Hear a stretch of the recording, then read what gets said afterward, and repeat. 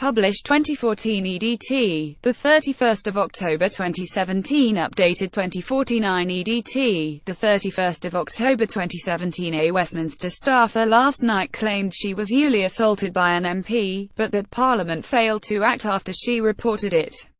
The alleged victim, who spoke anonymously and did not identify which party the MP was from, said the man forced himself on her in a hotel room last year. But when she and a senior colleague reported it to several authorities, she claimed they refused to act, adding that officials at best turned a blind eye and at worst actively covered it up. A Westminster staffer last night claimed she was ually assaulted by an MP, but that Parliament failed to act after she reported it. The MP's lawyers were reported to have categorically denied the allegation.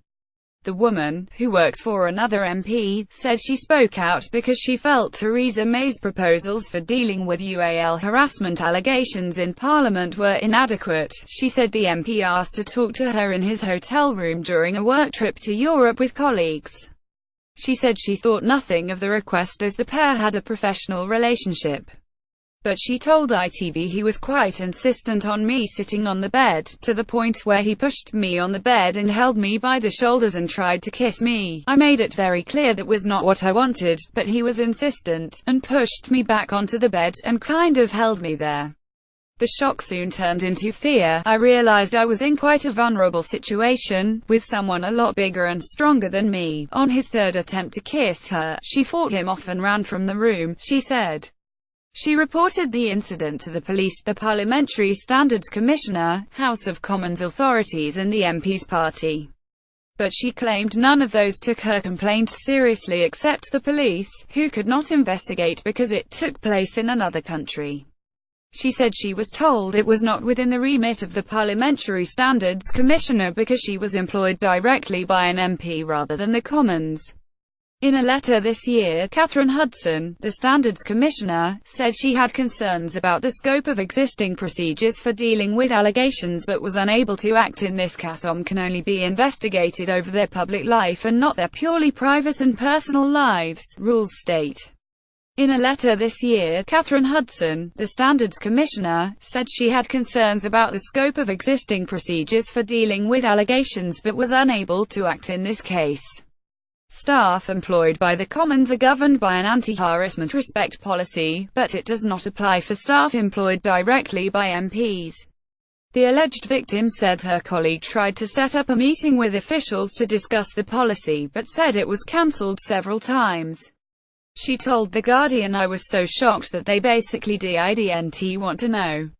I felt so alone. How could they not care? The Prime Minister has proposed an independent mediation service for staff wanting to raise concerns which would enforce a grievance procedure overseen by MPs that is currently voluntary. We also notified the party. But they did nothing. They made no commitment to investigate, respond, do anything, and sure enough we never heard any response from them. We don't know whether they had a word with the MP or turned a blind eye." The Prime Minister has proposed an independent mediation service for staff wanting to raise concerns which would enforce a grievance procedure overseen by MPs that is currently voluntary. The woman said the measures were not sufficiently independent of political parties to work and that some of the people tasked with fixing the broken system are the same ones who failed to act in her case. She told the paper it's inappropriate and I have very little faith or trust that they are suddenly going to have the victims' interests at heart.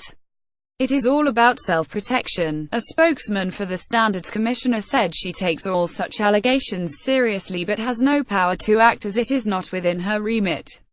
A Commons spokesman said the House is limited in its ability to intervene in employment matters as MPs employ their staff directly. The Mail asked the MP's party for a comment.